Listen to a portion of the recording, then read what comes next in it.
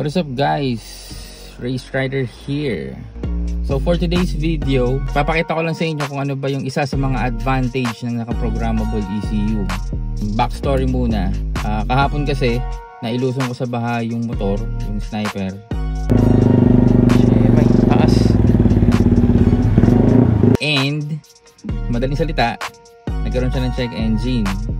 So dahil naka-programmable ECU tayo, pwede nating i-check sa app ng ECU kung ano ba yung cause ng check engine or yung malfunction kung bakit ayaw mag-start, kasi ayaw mag-start ng engine kahapon eh.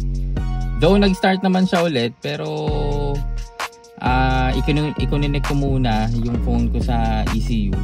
Then yun, dun ko nakita na may mga problema. So paano ba? Pakita ko sa inyo. Bago ang lahat, naka-Eraser Mini X pala ako from MotoX Racing.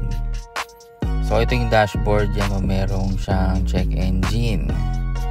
So buksan natin yung Eraser X-Tune. Pag nabuksan na, hintayin lang mag-connect dun sa ECU. Pag nag-connect na, yan yung check engine nya. Yan o, tingnan nyo, gumagalaw yung RPM.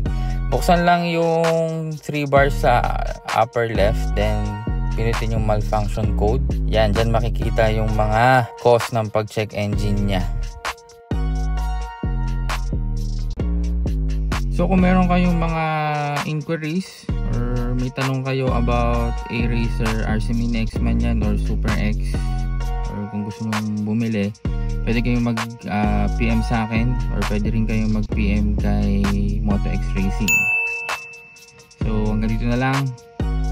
Ride safe, stay dry. Let's go!